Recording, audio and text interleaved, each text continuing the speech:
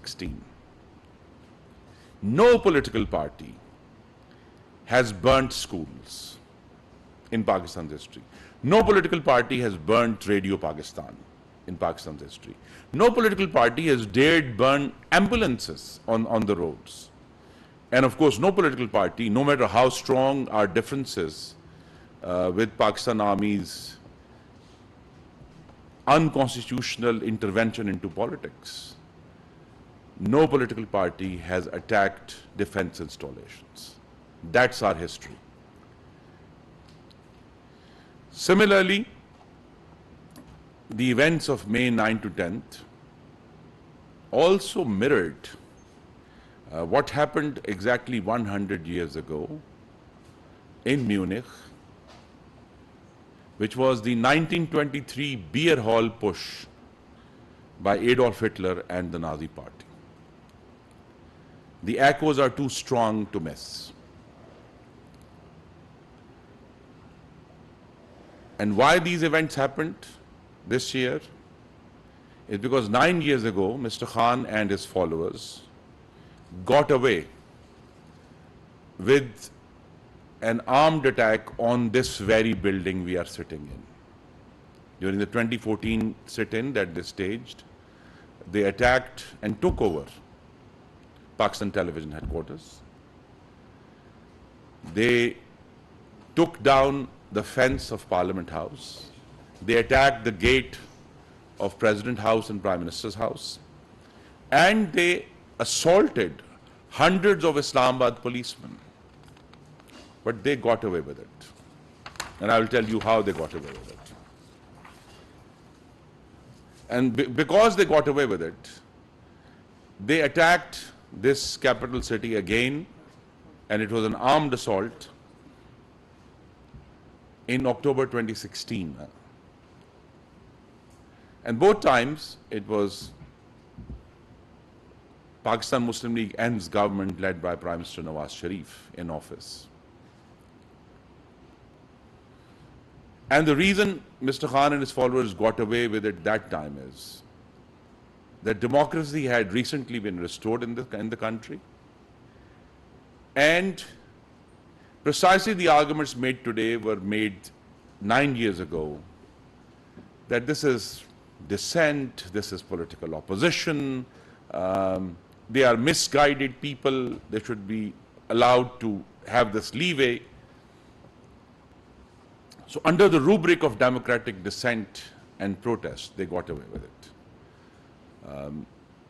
9 years down the line, this multi-party government led by Prime Minister Shehbaz Sharif is not repeating that mistake. Democracies around the world have reacted, continue to react to riots and insurrections through casting a wide net first and then separating the instigators from the others. But nowhere in the world does a claim to political protest justify violence, arson and wanton destruction against military and civilian installations. We will deal with this insurrection according to law, and it will be very clear that no new legislation or amendment to legislation is under consideration. No new courts are being created. The insurrectionists of May 9th and 10th will be prosecuted under existing laws on Pakistan's statute books. These are laws that were there and used in the previous government also, led by Prime Minister Imran Khan during 2018 and 22. And as the Prime Minister said in Parliament yesterday, those who attacked civilian installations will be prosecuted under the Anti-Terrorism Act 1997 and the Pakistan Penal Code. And those who attacked military installations will be prosecuted under the Army Act 1952, which has a provision for doing so. I also want to emphasize that the parties that constitute the current federal government obtained more than 2/3 of the votes that were polled in the July 2018 general election. We represent all 4 provinces in the federal government at the moment, and we also represent an overwhelming majority, more than 2/3, of Pakistanis who voted in 2018. We expect that Parliament will provide full funding for the general election and its security in its upcoming federal budget due in June. And Parliament will complete its term in mid-August 2023, and elections will be held on schedule this autumn. Prime Minister Shehbaz Sharif's broad-based government is committed to fundamental rights of all Pakistanis, but we are committed equally to the rights of the victims as well of the perpetrators. And Pakistan's courts are fully functional. Fundamental rights are extant. So we are going to deal with this insurrection strictly according to laws of the land. Thank you very much. Any question? Voice of America. Whole bunch of questions actually. Okay. So the first thing you've said, this is an insurrection, but people are being picked up just across the board, and that includes journalists, that includes people who were just present to see what happened that night, and these are people who are being picked up in the middle of the night, not even fully clothed, and they're being dragged out of their beds. Journalists are worried they're under this threat that because they were present on any location that day because of geofencing, they are going to be dragged out if they haven't already been dragged out yet. Human rights groups are also decrying and calling this a violation of human rights. How do you defend the strategy that the government has taken and the establishment has taken to deal with the protests? And then I have another question. Okay. The issue is that at the moment we are relying on the video evidence that exists. And that's why I said the way to deal with a large-scale insurrection is that a net is cast widely, and then as people are found to not have anything to do with the insurrection, or they weren't the instigators, or didn't break anything, or didn't attack anyone, they will be very speedily let go. And as I said, the courts are very much there. We do want to protect, of course, the freedom of expression, and I'm delighted to note that during this government's term that began, a very short term, began in April 2022, no journalist has been shot in Islamabad like they did a while ago. No one has been picked up, no one has been beaten in their houses.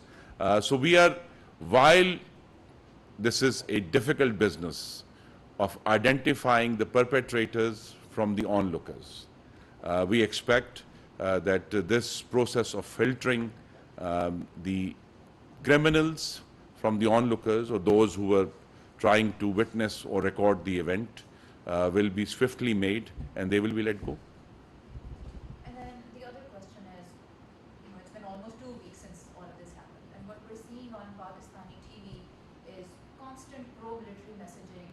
Any press briefing that government ministers have done has addressed what happened at military installations, and we've seen the same happen in the National Assembly. It seems as if the establishment and the government have really been shaken to the core by what they saw in those 2-3 days, and it seems as if there is this concern that the respect that existed for the military may not exist anymore, and the narrative must be changed as much and as quickly as possible. Why are we seeing such an onslaught of pro-military messaging? The simple answer to the question is that not too long ago, this government, again at that time Prime Minister Nawaz Sharif led the government, and the military fought a very wide-scale counter-insurgency in Pakistan between 2014 and 2016. And yes, we are shaken because this kind of attack that we witnessed on May 9th and 10th, I said so earlier, only occurred when the terrorists were attacking Pakistan. Terrorists attacked schools. Terrorists attacked general headquarters, as was done on May 9th. Terrorists attacked different military installations. Air Force installations, like was done on May 9th in Miawali, the MM Alam base. So the nation of Pakistan is still reeling from that very serious terrorist onslaught that killed tens of thousands of Pakistanis, kills tens of thousands of military personnel and officers. And to see this same kind of breadth and strategic targeting happen within 2 days by a political party, yes, I think we have every reason to be shocked by it, and I think the world should be shocked by it also. It's not a coincidence that the same party that attacked Pakistan television in 2014 then attacks Radio Pakistan Peshawar in 2023. So there is a clear lineage here, and as I said, we perhaps could be accused of appeasement of Mr. Khan and his party back in 2014, which has led us to this eruption of fascist violence 2 weeks ago. Thank you. We're done. Thank you.